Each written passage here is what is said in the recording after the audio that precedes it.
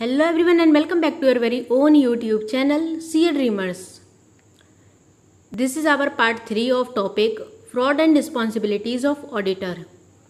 I hope आपको previous दोनों parts में कोई डाउट नहीं है, कोई कन्फ्यूज़न नहीं है, आपको ये टॉपिक इंटरेस्टिंग लग रहा है बिकॉज इस टॉपिक को हम दोनों ही अप्रोचेस से पढ़ रहे हैं कि फ्रॉड कैसे हो सकता है और अगर फ्रॉड हुआ है तो उसको ऑडिटर डिटेक्ट कैसे करेगा. In essay 240, we are next going to discuss about the responsibilities for prevention and detection of fraud. यानी कि मैनेजमेंट की प्लस TCWG की एंड देन ऑडिटर की क्या रिस्पॉन्सिबिलिटीज़ होती हैं, क्या उनकी जिम्मेदारी हैं फ्रॉड को प्रिवेंट करने के लिए. प्रिवेंशन मतलब होने से ही रोकने के लिए. तो अगर फ्रॉड नहीं हुआ है तो फ्रॉड को कैसे करके हम होने से रोक सकते हैं, ये मैनेजमेंट की जिम्मेदारी है कि वो प्रॉपर इंटरनल कंट्रोल अप्लाई करे, प्रॉपर प्रोसीजर्स को अप्लाई करे जिससे कि फ्रॉड प्रिवेंट हो सके.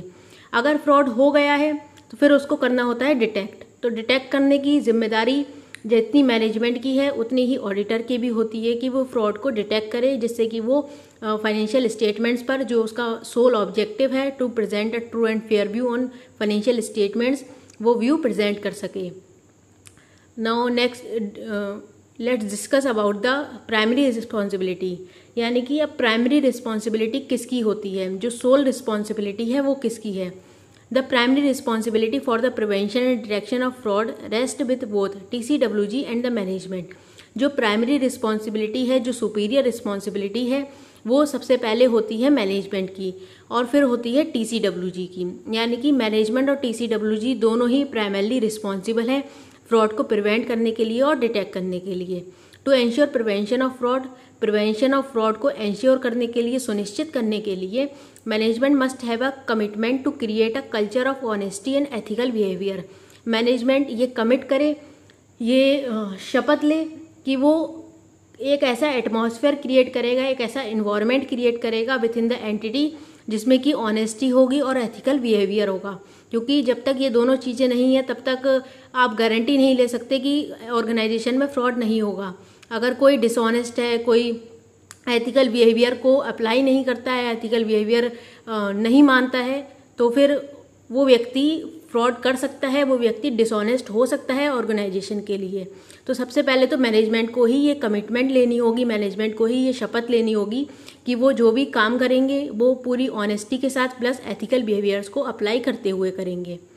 Risk associated for non detection of material misstatement. यानी कि इस टॉपिक में जितना ज़्यादा ये मैटर इम्पॉर्टेंट है उससे भी कई ज़्यादा हेडिंग इम्पॉर्टेंट है. अगर हेडिंग समझने में थोड़ी सी भी गलती हो गई तो अंदर हमें क्या लिखना है वो सब गलत हो जाएगा. हेडिंग में क्या लिखा है, risk associated for non detection of material misstatement. यानी कि अगर हम मटेरियल मिसस्टेटमेंट को डिटेक्ट नहीं कर पाए, अगर हम मटेरियल मिसस्टेटमेंट को डिटेक्ट नहीं कर पाए तो कौन कौन से रिस्क हैं, मतलब कौन कौन से रिस्क होंगे अगर हम मटेरियल मिसस्टेटमेंट को डिटेक्ट करने में फेल हो जाते हैं. Owing to inherent limitation of an audit. जो ऑडिट की इनहेरेंट लिमिटेशंस हैं जो हमारे चैप्टर 1 में दे रखी हैं, कौन कौन सी लिमिटेशन होती हैं, उसमें सोल मोस्ट एक लिमिटेशन होती है कि वैसे तो ऑडिटर अपनी पूरी कोशिश करेगा कि फ्रॉड को डिटेक्ट करे, फ्रॉड को फाइंड आउट करे जिससे कि वो true and fair view present कर पाए. लेकिन ऑडिटर कभी भी 100% एश्योरेंस नहीं देता है कि वो सारे फ्रॉड को, सारी मटेरियल मिसस्टेटमेंट को डिटेक्ट कर लेगा.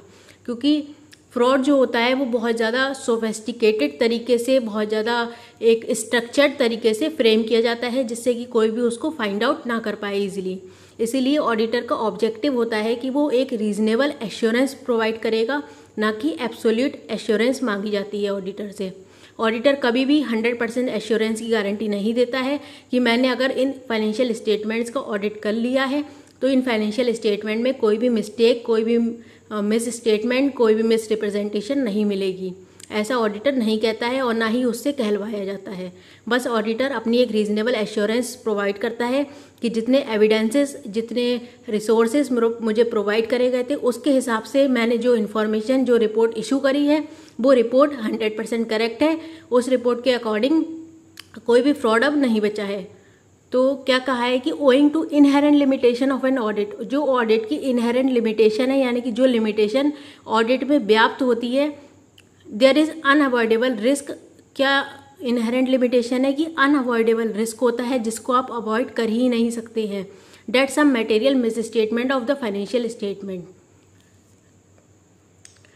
कि फाइनेंशियल स्टेटमेंट्स में कुछ मटेरियल मिस स्टेटमेंट होगी, मे नॉट बी डिटेक्टेड, जिसको हम डिटेक्ट नहीं कर पाएंगे, हम फाइंड आउट नहीं कर पाएंगे, even though the audit is properly planned, हालांकि ऑडिट हमने बहुत अच्छे तरीके से प्लान किया है एंड परफॉर्म्ड, और बहुत अच्छे तरीके से अप्लाई भी किया है, बहुत अच्छे से परफॉर्म भी किया है in accordance with the SAs, जो भी हमारे स्टैंडर्ड ऑन ऑडिटिंग है उनको ध्यान में रखते हुए हमने ऑडिट बहुत अच्छे से प्लान किया, बहुत अच्छे से परफॉर्म किया। लेकिन तब भी फाइनेंशियल स्टेटमेंट में कुछ ऐसी मटेरियल मिस स्टेटमेंट है जो कि अनअवॉइडेबल है, यानी कि वो इनहेरेंट लिमिटेशन है ऑडिट की। The risk of non detecting a material misstatement, जो रिस्क है मटेरियल मिस स्टेटमेंट को डिटेक्ट ना कर पाने का, रिजल्टिंग फ्रॉम फ्रॉड, जो कि फ्रॉड से रिजल्ट हो रहा है, यानी कि फ्रॉड की वजह से हम उस मटेरियल मिस स्टेटमेंट को डिटेक्ट नहीं कर पाए, is higher than the risk of non detecting from resulting from error, यानी कि एक मटेरियल मिस स्टेटमेंट जो एरर से हो रही है, यानी कि एरर मतलब गलती से हो गई, तो एरर अनइंटेंशनल भी हो सकती है, इंटेंशनल भी। वैसे एरर को हम यहाँ पर यही मानेंगे कि वो अनइंटेंशनल थी, हमारा कोई इरादा नहीं था उस गलती को करने का। तो एक मटेरियल मिस स्टेटमेंट जो कि एरर की वजह से हो रही है वो ज़्यादा रिस्की नहीं होती है इन कंपैरिजन टू उस मटेरियल मिस स्टेटमेंट से जो कि फ्रॉड की वजह से हुई है। क्यों? क्योंकि दिस इज़ बिकॉज फ्रॉड में involve sophisticated and carefully organised schemes.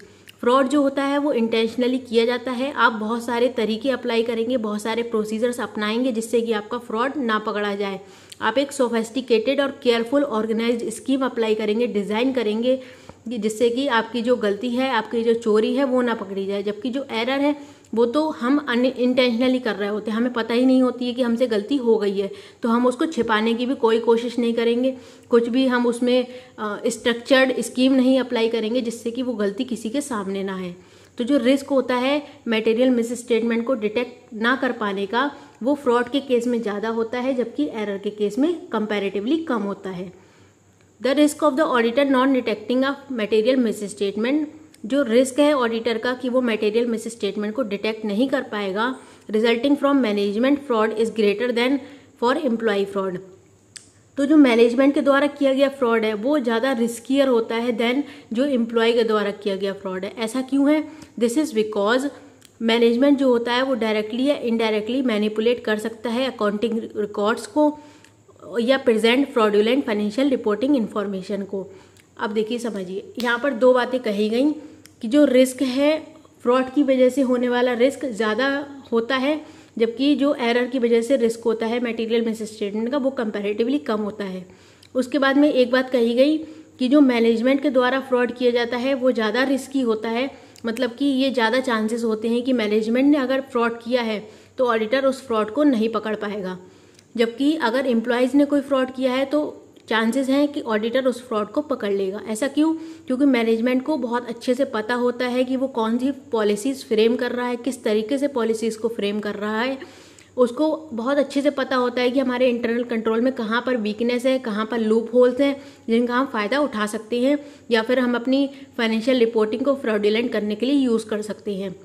जो एम्प्लॉयज़ होते हैं वो TCWG के अंडर में काम कर रहे होते हैं, उनके पास में इतनी पावर्स नहीं होती हैं कि वो इंटरनल कंट्रोल से कुछ छेड़छाड़ कर सकें, जबकि जो अथॉरिटेटिव पर्सन्स होते हैं जिनके पास में अथॉरिटी होती है उनके पास में ये पावर होती है कि वो इंटरनल कंट्रोल से छेड़छाड़ कर सकते हैं, वो किसी भी इंटरनल कंट्रोल को वायलेट कर सकते हैं और किसी को पता भी नहीं चलेगा। तो इसीलिए जो मैनेजमेंट के द्वारा किया गया फ्रॉड है इसके बहुत ज़्यादा चांसेस होते हैं कि ऑडिटर उस फ्रॉड को डिटेक्ट ना कर पाए, जबकि जो एम्प्लॉय के द्वारा किया गया फ्रॉड होता है ऑडिटर उसको डिटेक्ट कर सकता है। कंपैरिजन बताया गया है between the risk of material misstatement arising through fraud and error और material misstatement created by management and the TCWG। तो I hope these points are clear. Now auditors duties for prevention and detection of fraud. Auditor की क्या duties हैं fraud को prevent करने के लिए, fraud को होने से रोकने के लिए, और अगर फ्रॉड हो गया है तो उसको डिटेक्ट करने के लिए, उसको फाइंड आउट करने के लिए। This we are going to discuss in the next video. Till then अगर आपको इससे रिलेटेड कोई क्वेश्चन है, कोई आपका डाउट है, you can ask in the comment section.